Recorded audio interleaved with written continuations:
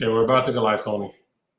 Yeah, Okay, we are live. Okay, we're live. This is the first episode of our stream, our weekly stream. We want to make it a weekly stream. We're being very ambitious. So we'll see how far and where this will go. So welcome. My name is Sean Jacobs. And with me is Tony Karon. We'll get a chance over the course of this program to properly introduce ourselves. But this is the basic idea with this show is, well, stream. Let's call it a stream for now. And we don't, at this point, we're not even looking at to see how many people are watching because we're gonna put this on YouTube. And once it's up there, then people can. We do this anyway. Yeah, we do it anyway. We just gotta do it anyway. If people want to watch it, if it's there for posterity.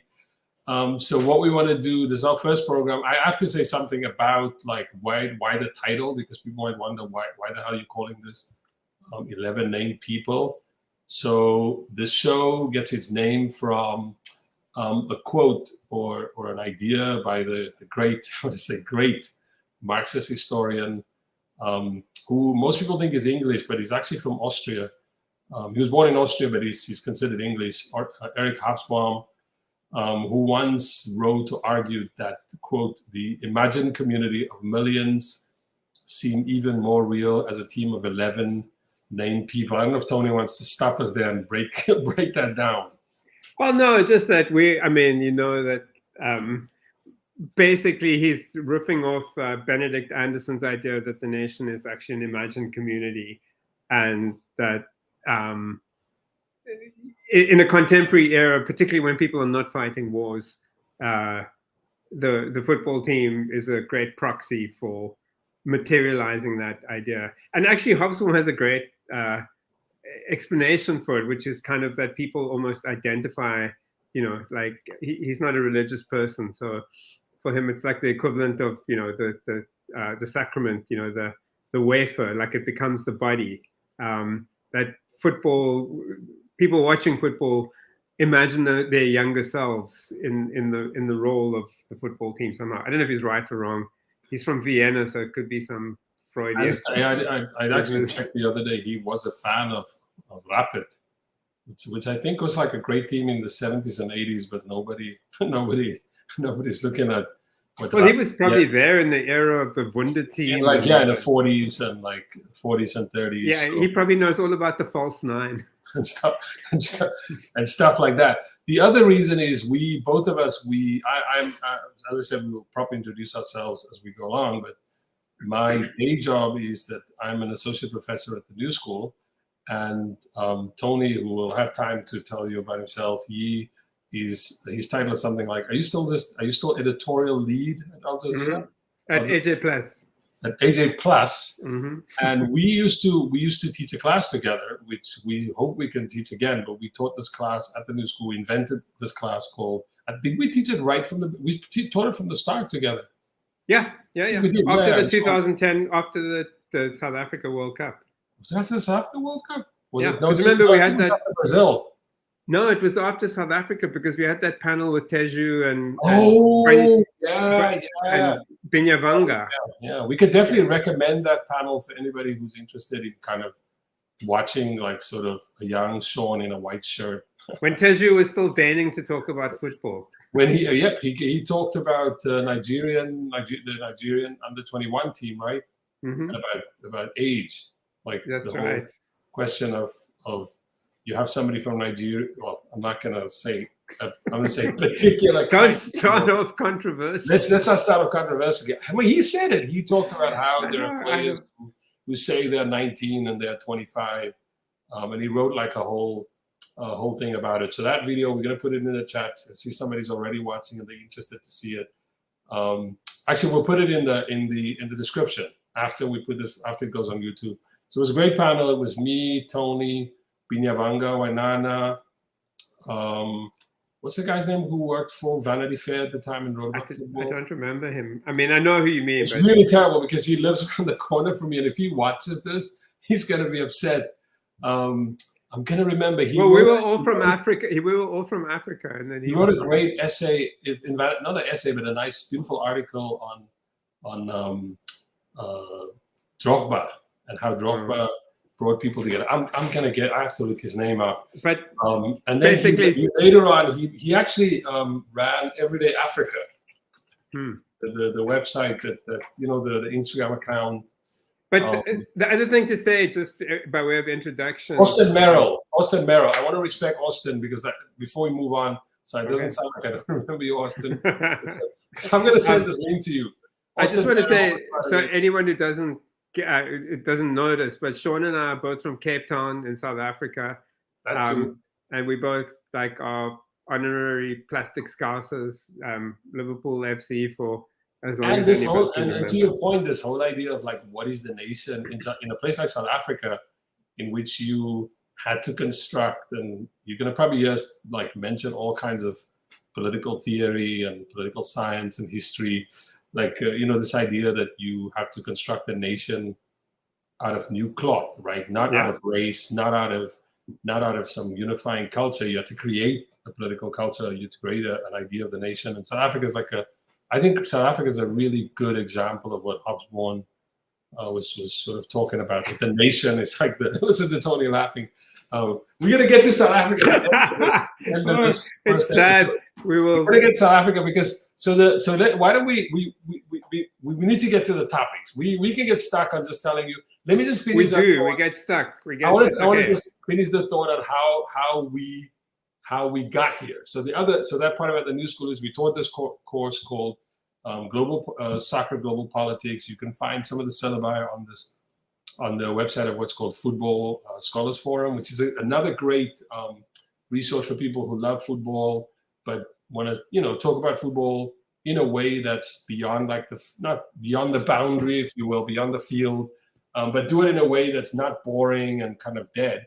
I would recommend their series of podcasts. We taught the class, and recently we haven't been, we haven't been able to teach it, and we always we gotta bring back the class if you want.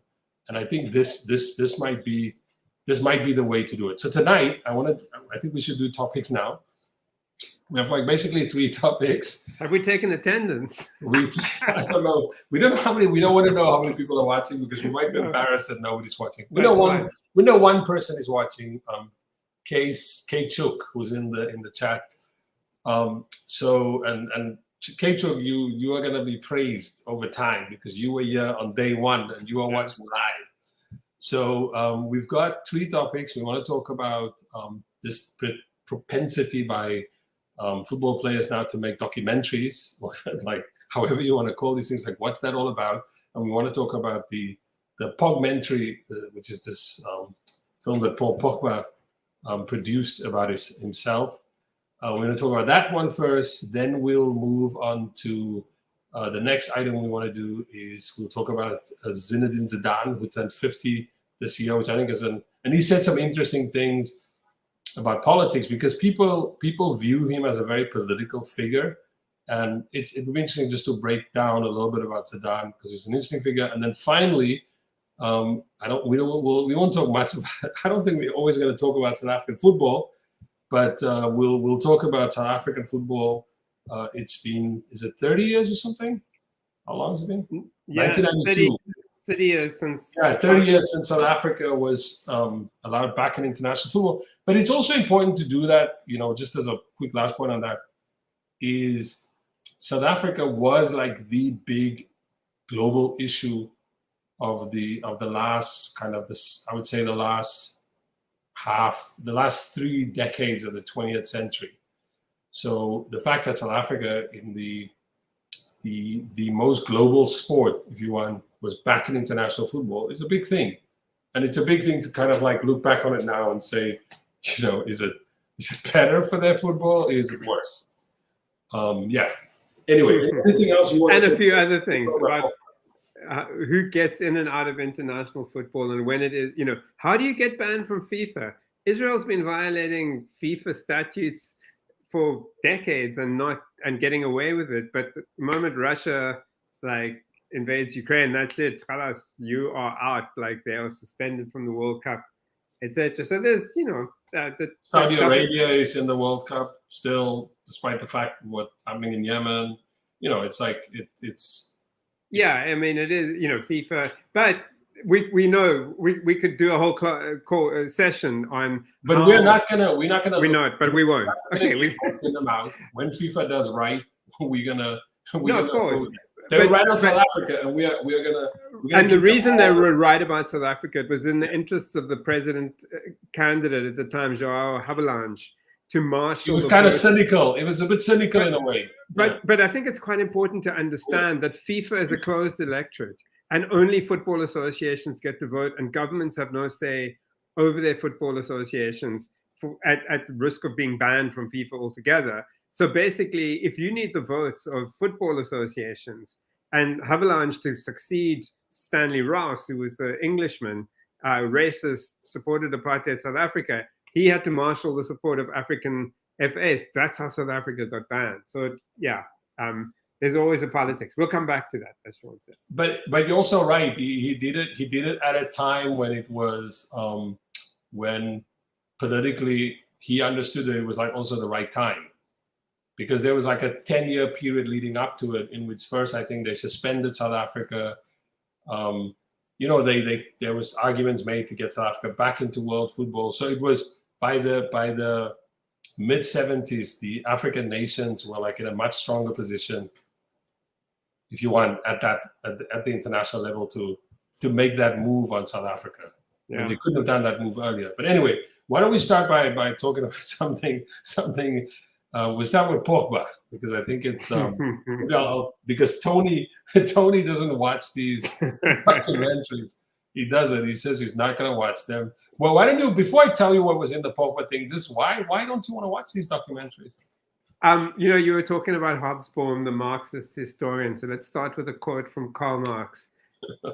In private life, we don't judge people by the things they say about themselves.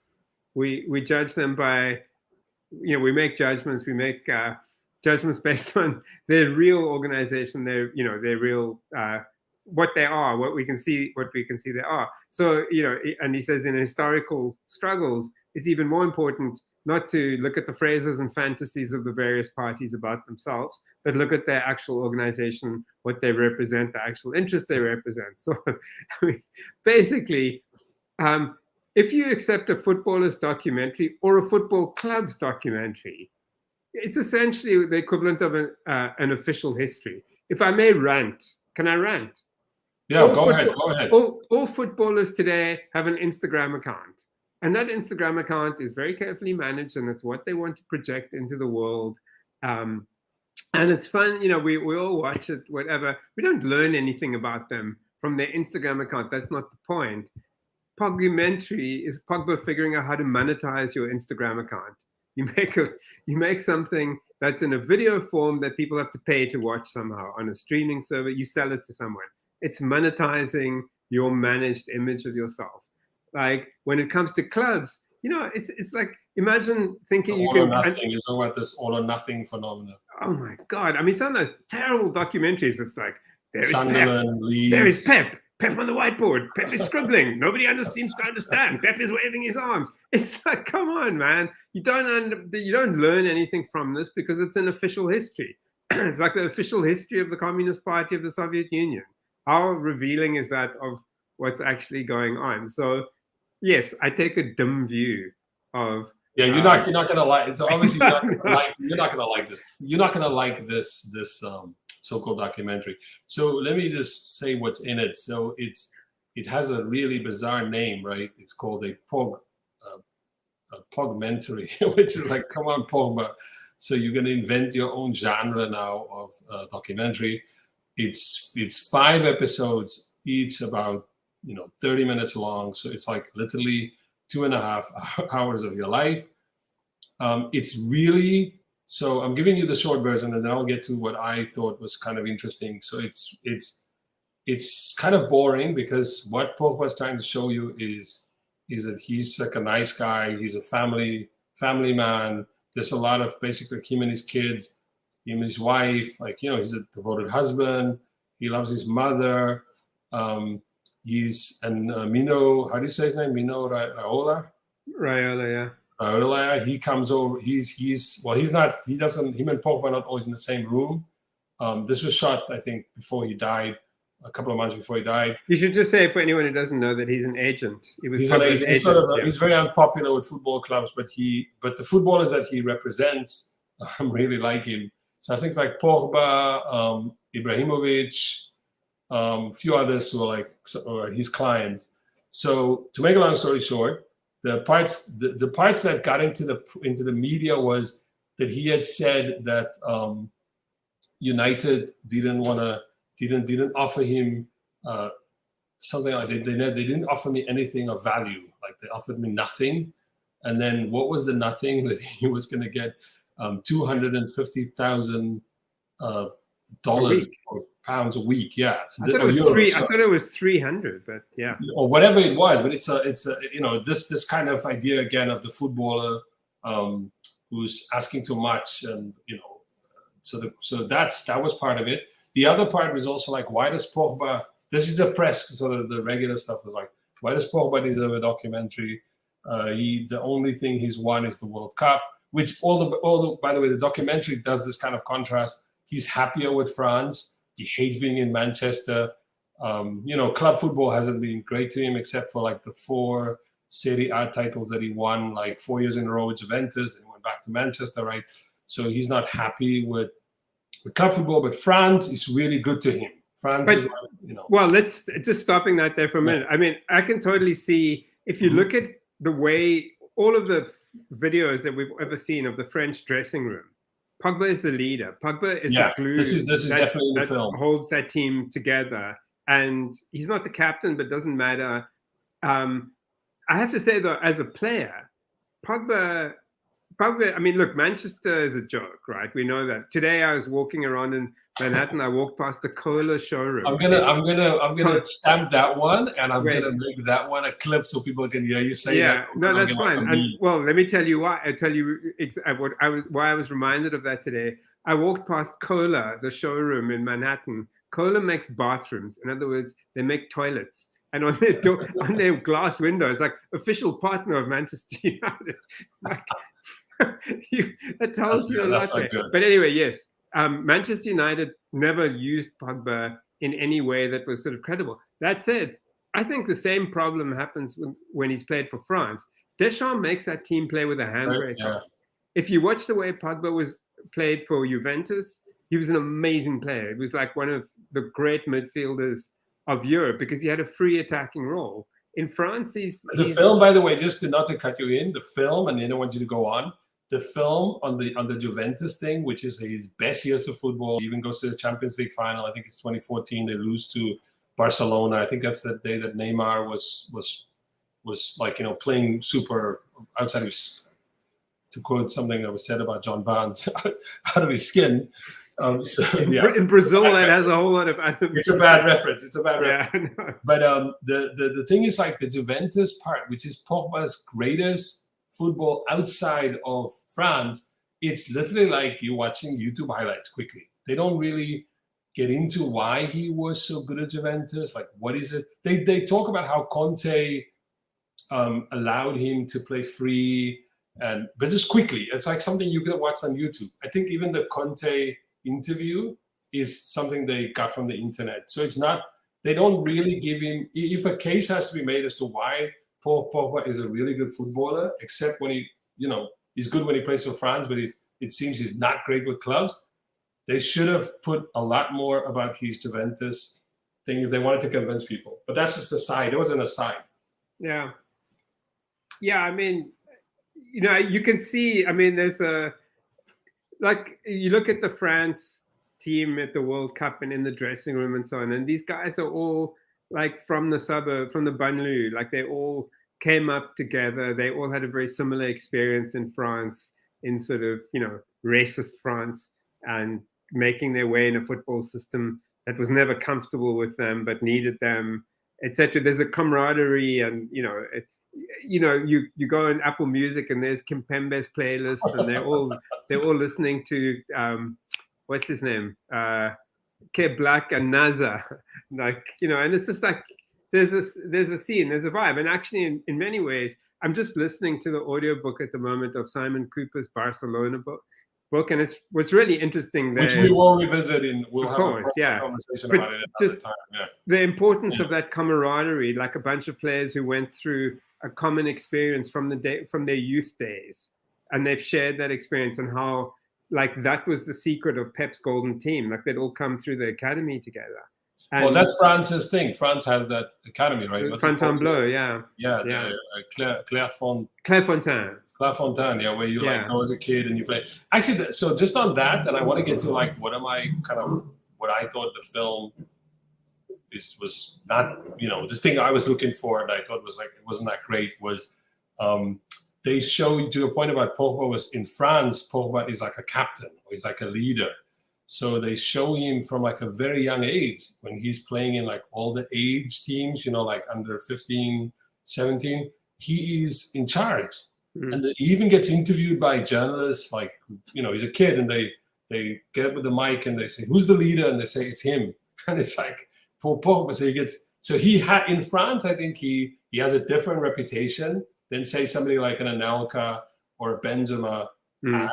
Whereas in England, for some strange reason, despite the fact that they wanted him back after he was there as a young player, he does not enjoy, you know, a very great reputation. And yeah, go ahead. No, I was just going to say, I mean, that is also just a critique of United, where there's been no coherence to how they've bought players for like I don't know how many years now. Like they buy shiny, pretty things. It's like, you know, it's Galacticos. It's like they buy Pogba because he's the most exciting midfielder in Europe, and then they don't use him in any role that's comparable to what appealed to them in the first place. It's just that club's been a mess for a really long time. It will, you know, I hope, because I like having competitors, that they come back to, you know, being something like credible as a contender. But it takes completely remaking the way that club's organized internally.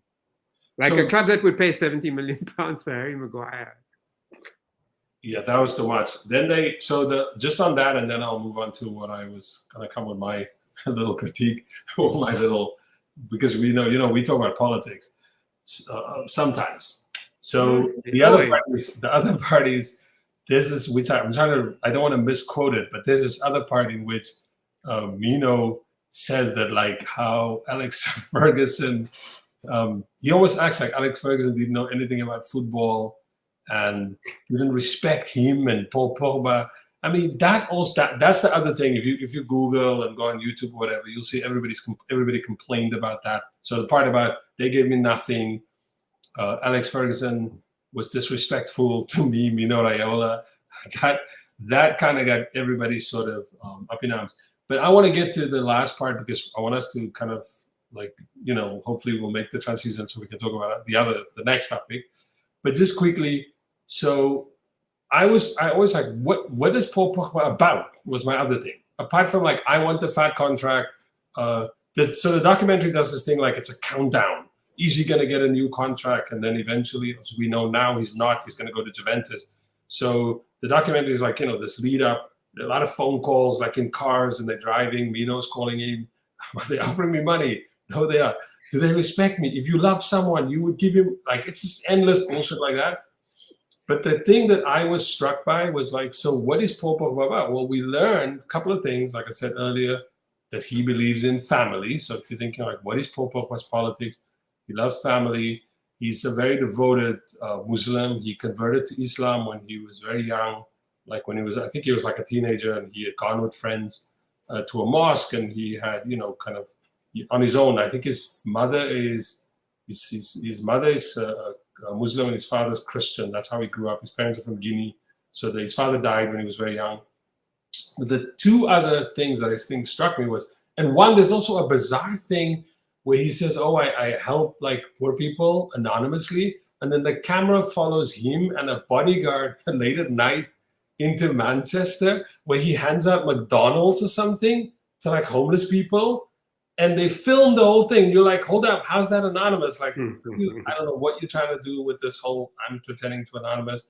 So the two things that I think in terms of like, so what is Paul Pogba beyond being this kind of, I don't know if he has the sort of family values politics. I don't know if that's why they kept wanting to show you, look at Pogba, he doesn't party. If he parties, it's promotional work, he makes money off it. And then the other part was, he's this kind of devoted family man, religious man. But two things. One is he loves America. So I have to say something about this. And I'd love to hear your comment on this. He thinks he loves America because in America, he says, Americans value people like him, people who want to have fun and have strong personalities and who believe in their own self as a brand. There's a celebrity culture. Yeah, he loves Michael Jordan and LeBron James. And I thought the fact that he was sort of admiring LeBron James I can understand because he's a sort of, he's like the figure that many young athletes sort of admire and aspire. They want kind of, he's the way that he, constructed a public profile for himself, right? As sort of a political figure, movies, make money, whatever.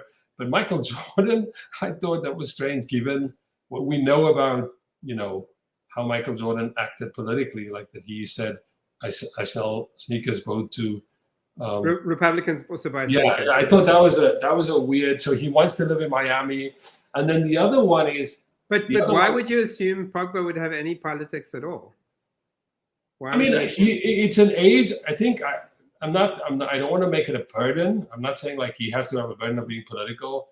That and again, this always gets like the black player has to be political. But I think the age in which footballers operate now, and it's odd because it's like this was made after COVID, and it was made after the Black Lives Matter movement that led to sort of figures like it became acceptable, or it became the sort of the model of how to be a modern footballer was now Marcus, what's his name? Marcus Rashford. Maybe that's why he's handing out McDonald's in Manchester, because he wants to be. I was like, is this your version of what it? Is this your like? I'm trying to be Marcus Rashford school lunch, and I'm handing out. And you have Sterling, who has become Raheem Sterling, who's also kind of overtly political. There's footballers take a knee. So from that perspective, I kept thinking, okay, maybe I wanted more from Paul Pogba, but alas, maybe I'm asking for too much. And then I think the other part of it. By the way, on that also, you would think also that you remember how Nike got behind Kaepernick. So you would think there is actually, it's not, there is space, even in the corporate sponsorship space, to actually be a little more political. Traditionally they would have been like, oh, you're not going to get sponsors if you take political stands, but there's so many more safe political stands now. But it doesn't mean, like footballers are not, some of them are smart and some of them are committed. Well, even if I take your point where you said that it is safe now to have political views, and that certain corporations, will be okay with you endorsing Black Lives Matter or being against racism, you would have assumed that Pogba, if he's trying to counter an image of himself as sort of, I don't know, frivolous, the Graham Souness getting a stroke every week. Look at Pogba's hair. So if he was going to counter that image of himself, particularly in British media, maybe he wanted to construct something else. His actions would be to show, hey, look at me. I do politics. And then it turns out he doesn't. But I want to finish with the Pogba story is that same week when the documentary came out, so just to talk about politics, he flew to Guinea, where his mom, where his parents are from, and he's at a charity football match with like Al-Hajj Juf. We'll talk about him in future at some point. Okay. Banche, like local sort of like players from Mali that are famous on the African scene, and Jimmy Butler from the Miami Heat basketball team, and Akon. But those are just like, I'm just saying those names for fun. They're all there. But he turns up in the stadium with the general that led a coup there last September, in September 2021. and he's like standing there, like they're holding hands up in the air. They walk like on like a tour around the city. He's giving his legitimacy or whatever to the general. Again, you're in Guinea, it's in a transitionary state. It's run by the military. You're trying to play nice. I can understand if he wants to just play nice. But I thought it was a very interesting, he makes a documentary, we don't see him, and then he pops up in Guinea next to the generals who made a coup in Guinea and are just doing all kinds of, Yeah, I mean, and so we can. That's a tradition that goes back to Pele. That the idea that you're just not that you're a footballer and if you absolutely passive politically, you're essentially taking a stand. You're allowing yourself to be used by all of the worst people. I don't think Salah had any choice, but you remember when the Russian World Cup. That's a great case study. Yeah, Ramzan Kadyrov, like, parading him around, and I guess you don't really have much choice when your own FA is kind of under the thumb of a military dictator, and Kadyrov is a strong man, so maybe he didn't have much choice. His family's back in Egypt and vulnerable, but yeah, it's like if you basically play passive and apolitical, you are going to get used for sports washing for sure. Well, the whole thing with Salah, right, was people always during the since 2011, and then in its aftermath, there were always people wanting Salah to. I think particularly since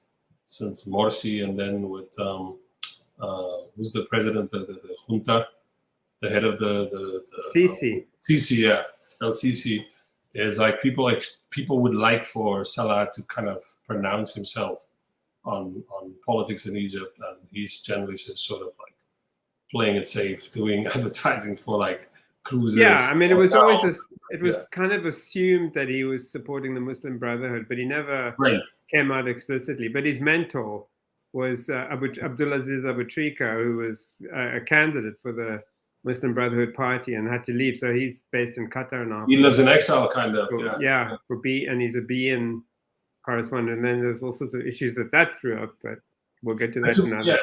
So to make a long thing short on the Pogmentary, you wouldn't have want to watch it. That's just basically. I knew that somehow. I mean, we'll revisit some of the others. It's like you academics have more time.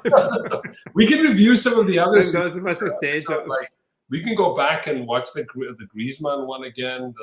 The what was the one called? Lekay Benzema.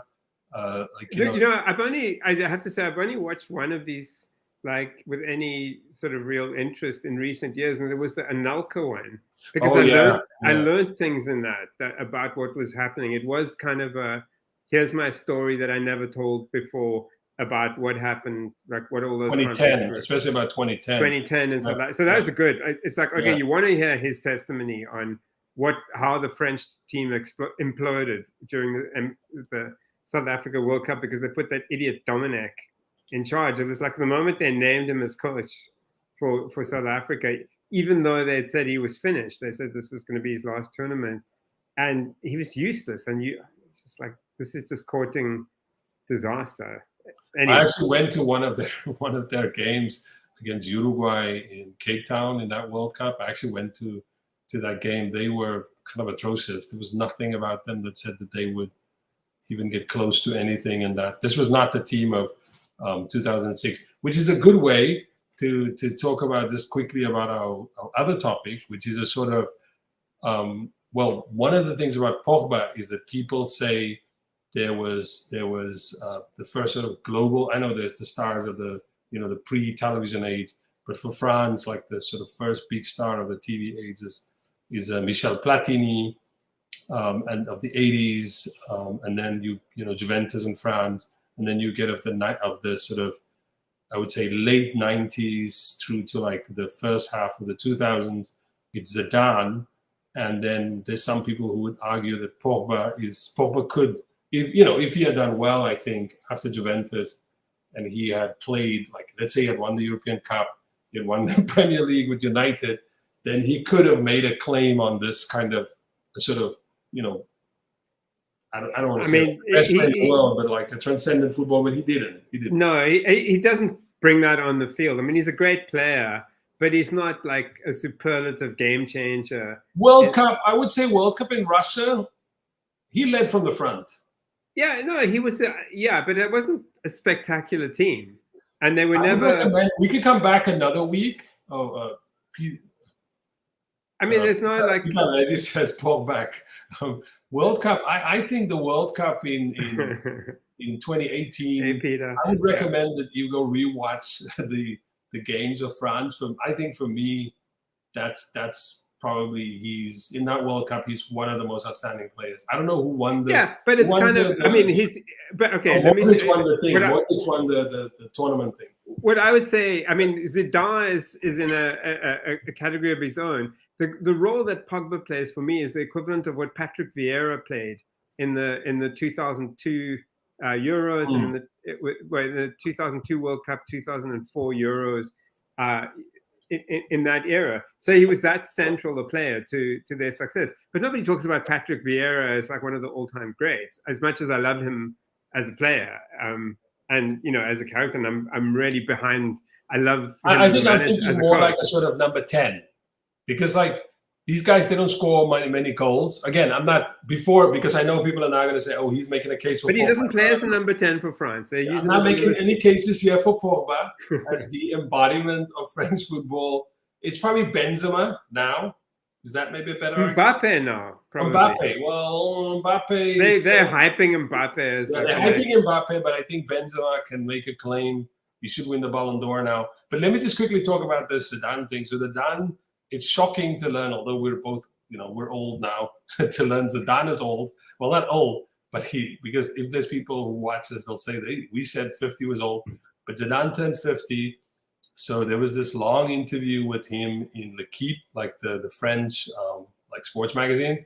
And I won't go over everything because I want to get back to like the thing about, so okay, he's a grandfather now.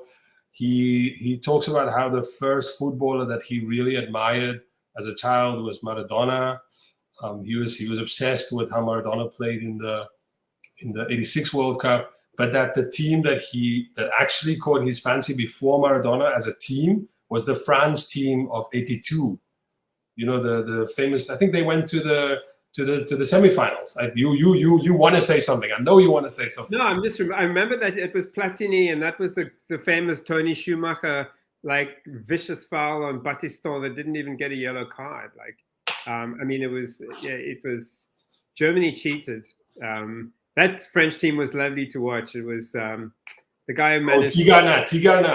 Jean Tigana. That was one of my favorites. That's one of my. Yeah, he was fantastic. Basil Tigana.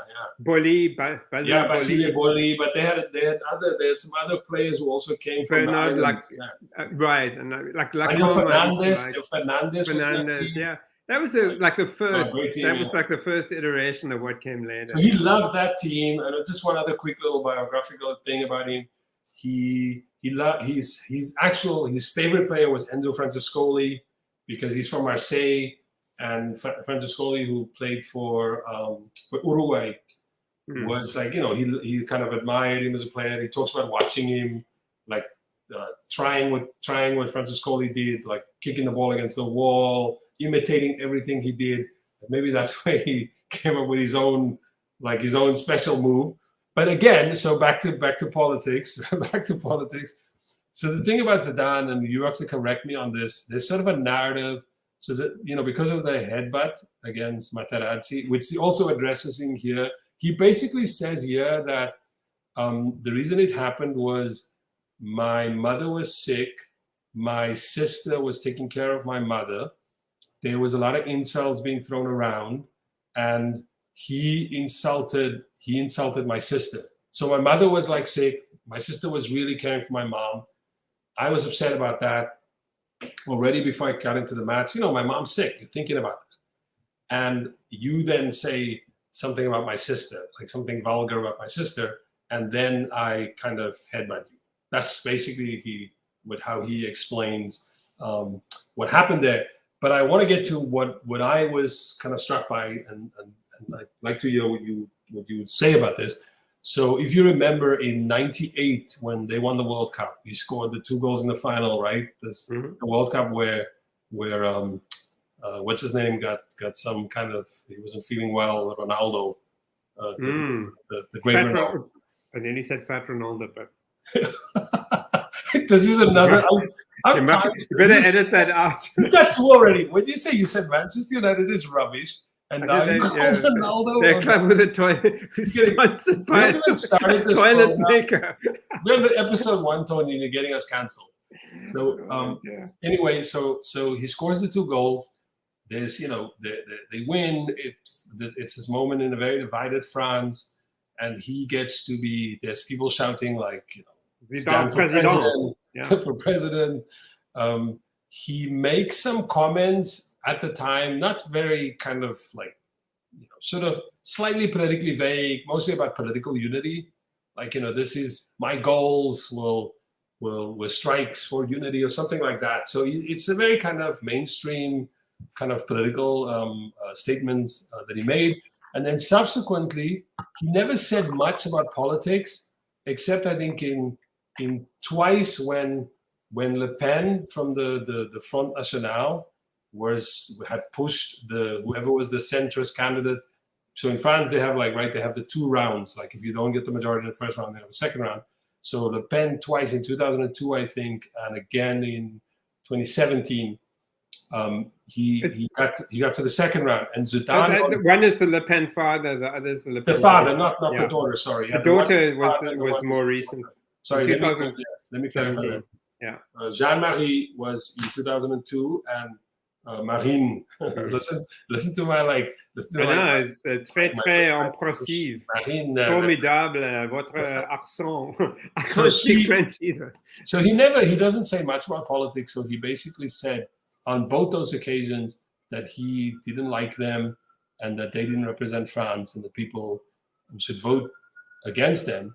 And so when I read this interview, what I found interesting was the answers that he gave about politics, because somewhere in the middle they actually asked him, "Do you have political opinions?"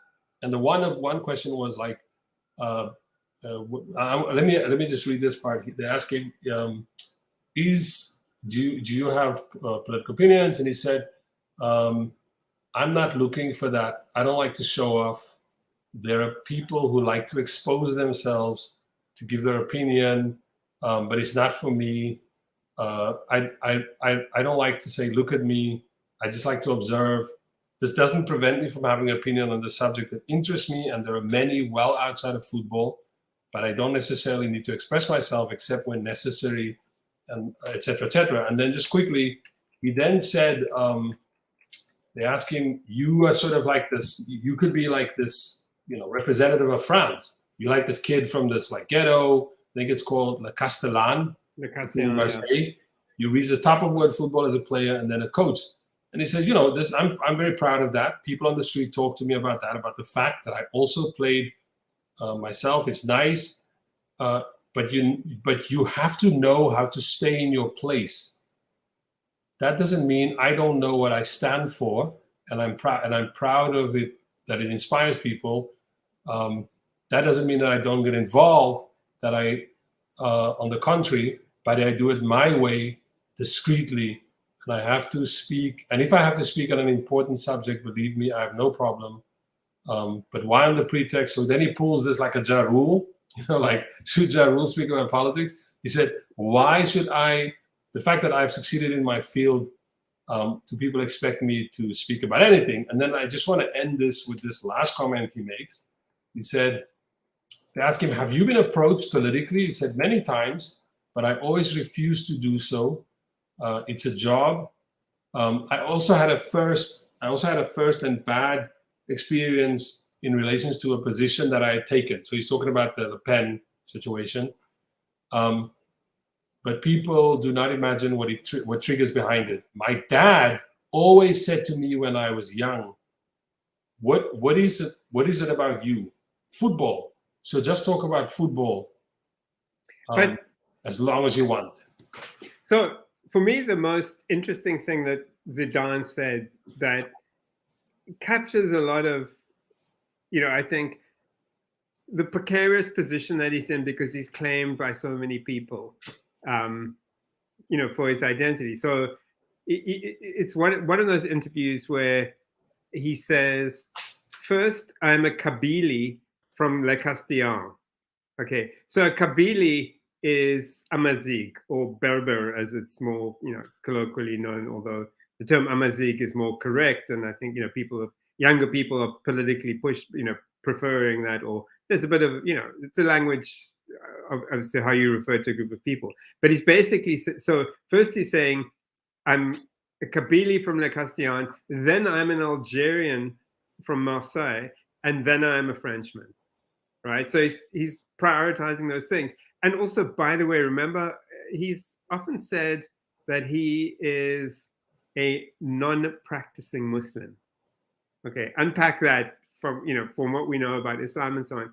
That is like a very interesting statement. So what he's actually doing is resisting being claimed by any group of people. He's basically resisting the idea that he represents France. Yes, he's a Frenchman, but only after those other things, which are sort of excluding him in the French system.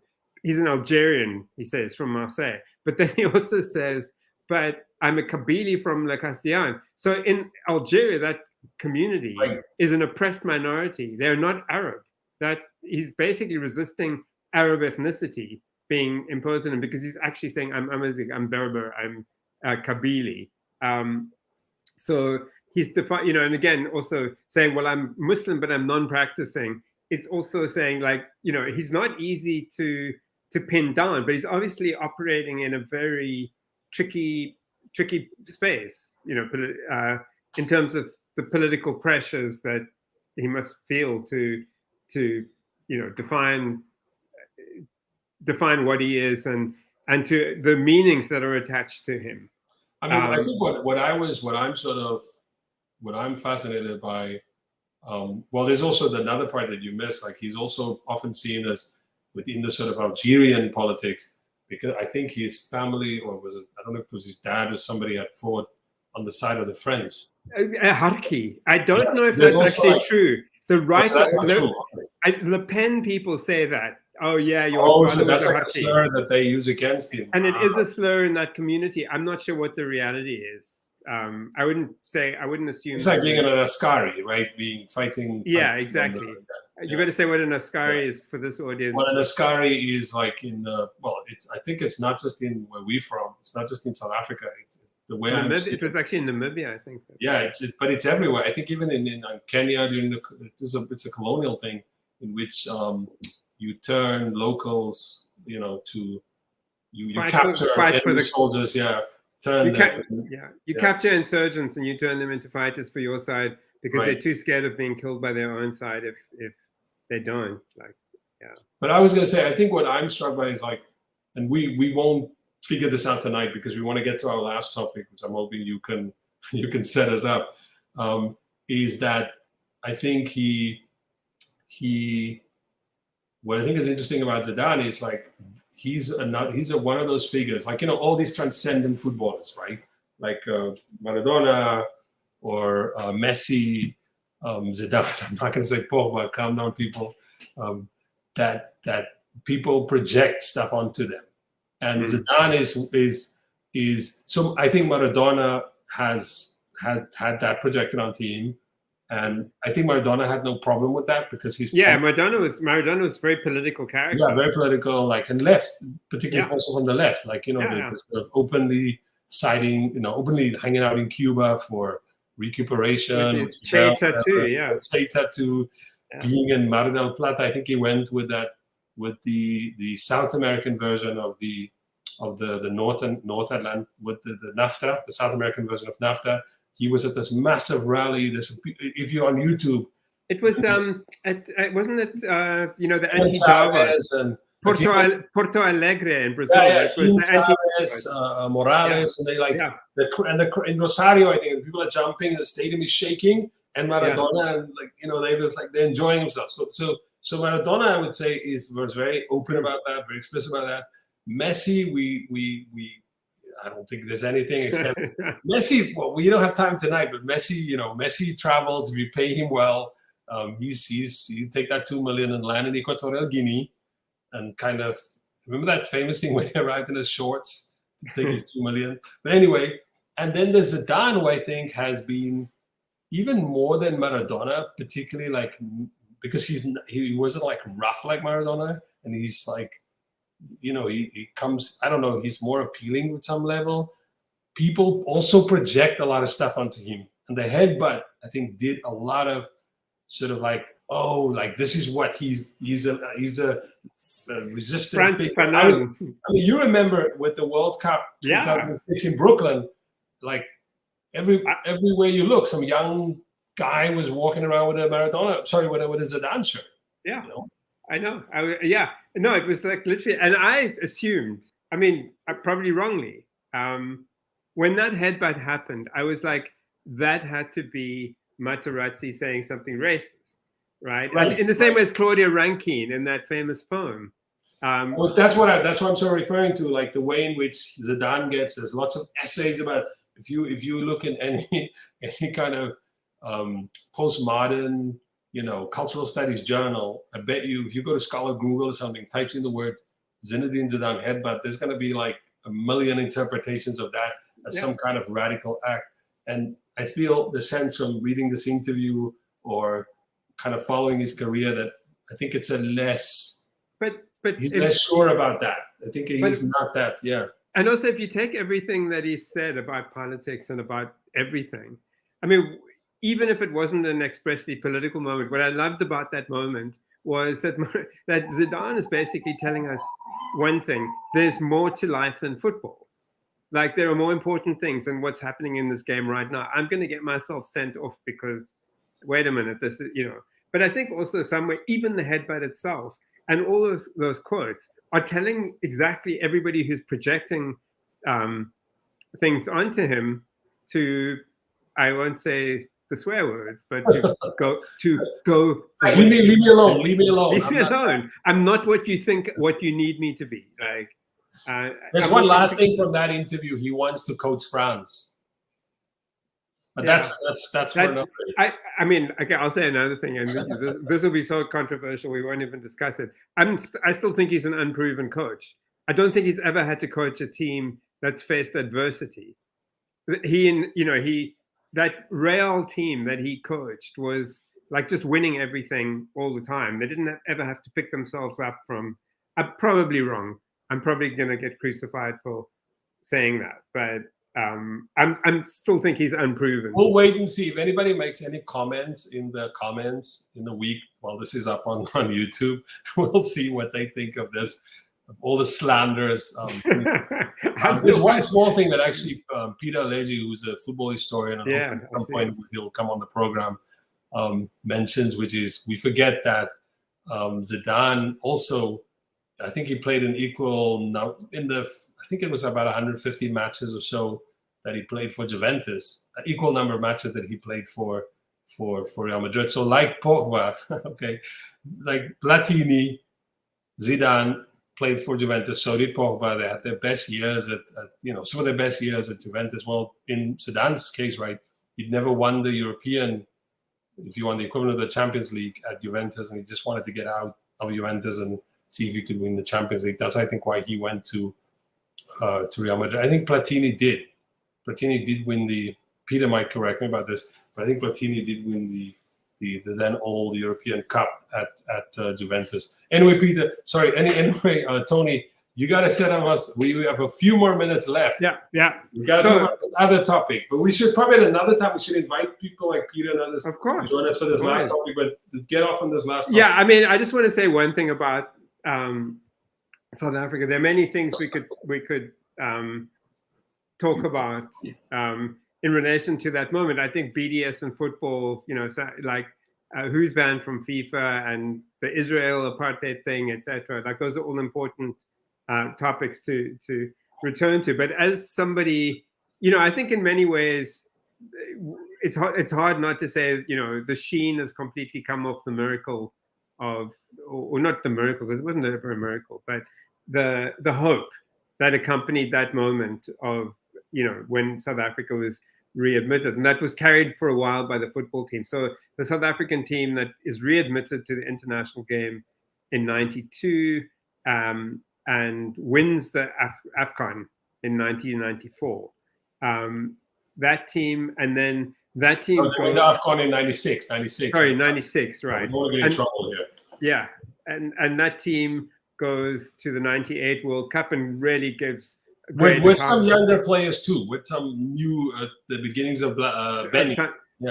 Okay, and so so the interesting thing, and I think this again might be the topic for another conversation, but for me, and I was saying this to Sean offline before we started, what's really interesting to me is how that was the golden generation, because that was the Benny McCarthy, Quentin Fortune, Phil Masinga, Lucas Radebe, it plays an aging Dr. Khumalo.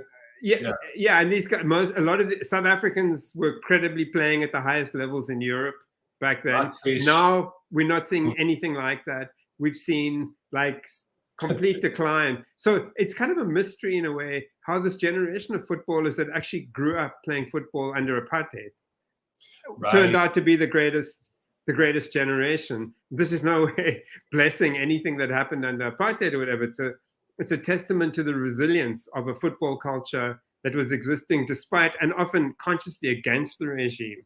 That there's a fantastic youth program that was done within a struggle organization called SACOS. So all of the players from Cape Town. Let's not go into ethnic designations, but we all know what we're talking about. Benny, Quentin, Mark Williams, Stanton Fredericks, I mean, put it this way: there's a minority of people in Cape Town, like of about 3 million or 4 million. I would argue when you say that, I think it's a combination of like this kind of, you can call it, it's colored football, right? It's the colored football. There you go. Of like Mark Williams is like basically played amateur football on the Cape Flats. He has a biography out, which at some point we should also discuss on this program, because I went and read it. But he played for Batchud in the old, what was called FPL, which is like the Federation Professional League, which was the professional league of that SACOS. And he scored like the 2 winning goals in that final at FNB. And then the other part of the story and just is... Sean, for the audience, I think it's important to say, that was expressly an anti-apartheid football association. Yeah. At the time when that was a resistance football association, essentially. But then I think the other part of the story is that at the same time, there's also the sort of popular football of Johannesburg. Which is written professional. a lot about this, particularly the football of Soweto, and of like the football teams that has its own complicated history with apartheid, of Orlando Pirates and Kaizer Chiefs. These are sort of Morocco clubs. Swallows, Orlando Pirates dates back to like the 1930s, I think. And then Kaizer Chiefs is formed by an ex-Orlando Pirates player who had gone to the US, to Atlanta, which is another interesting topic, calling your team Kaiser's Chiefs from Atlanta Chiefs. So out of that came like, Dr. Khumalo, Lucas Radebe came from Kaiser's Chiefs. John Mushu. I think Shoes. And then my generation. Cosmos. John Mushu, he played for Jomo Cosmos, who also came out of Pirates originally. So exactly, and Essen Selengwe and Teenage Lala. Like to say we don't care about Lamolo. Like, look at us. Okay, we don't care about South African football, but look at us. Yeah. Like, I think that combination, like you said, of this sort of entrepreneurial black football of Johannesburg and this kind of anti-apartheid, those two traditions weirdly came together in that first generation of post-apartheid football to create like shoes. Like that created like an interesting kind of story. And then the white players, which I think is the other story. Yes, fantastic these story. This again, complicated football. And I'd love for Chris Bolzmann to come on here and break that down at some point if you want to do a deep dive into South African football history. But there's these white players who in the 70s or end of the 70s, early 80s, there's this like the best white players go play for the best black football club. It's one of these like weird little a fantastic little story about apartheid era is that the only white people going into Soweto in like the mid 1980s, right, are riot police or football players, communist activists and football players, like white working class football players whose families probably vote for the regime. Working class football players, and their families are probably completely behind the regime. Yeah. the best game in town is in Soweto, so that's where Mark, they go play. there's Mark and To meet you, Brixton there's, Tower. Yep, there's Mark Tovey and his brother Neil Tovey, Eric Tinkler. Yeah, there's Eric Tinkler. There's Jimmy Joubert. Jimmy Brixton Tower, yeah. There's the guy who was called Roadblock. Stability Unit. Gavin Stability Unit. Stability Unit is a police unit. This guy, a riot squad, yeah. I mean, and I remember I was thinking about this. Neil Tovey's nickname is basically Mkuku, which means like a little squatter house. And the idea was like, this guy is everywhere.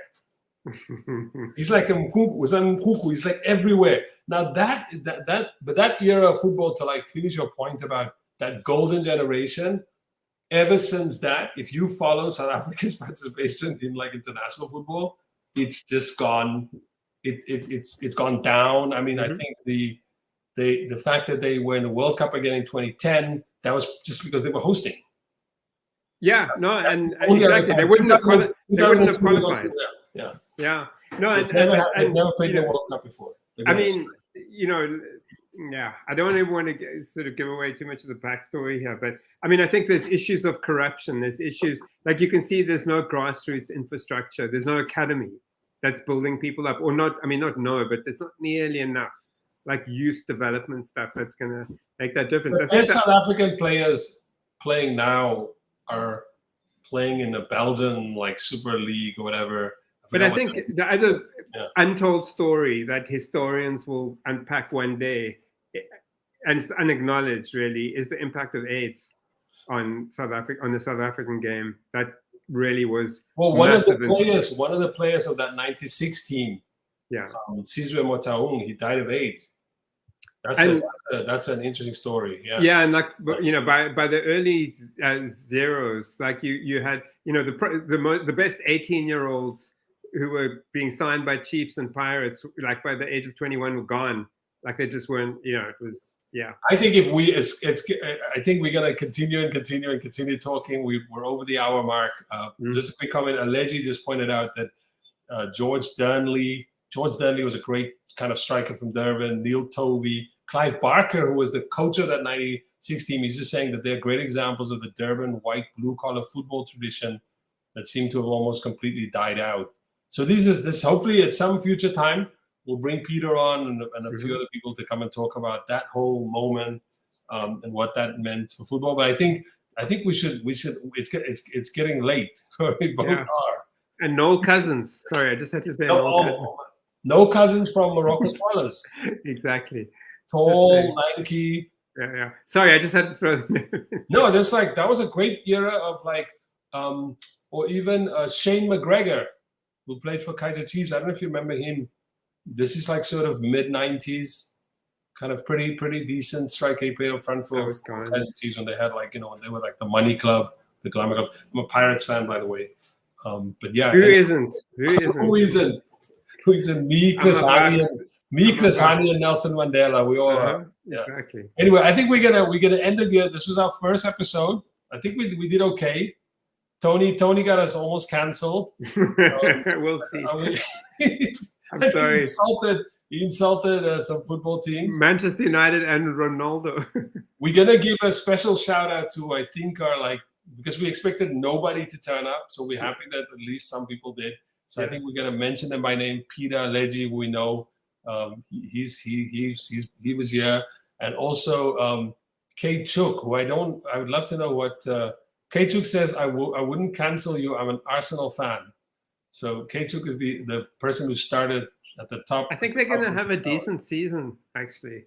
They might. They bought some good people. Yeah, they bought some good people. Yeah. And Peter, yes, we should definitely have Peter. Have Peter on. I don't know who. Kate Chook should maybe say their real name to us, or maybe they want to stay anonymous. But anyway, great first program. We'll be back hopefully next week again. Yes. Yeah, we'll record. We'll record again, and we'll put. So this will be on YouTube where you can watch it again. I think that's it for me, Tony. You can send questions. Send us questions in the comment on the YouTube first program in the YouTube, and then we could tackle some of those questions in in the next episode. So anyway, thank you very much. Take it easy. Thanks all. Yeah. Good Okay. night. Bye. Okay, bye.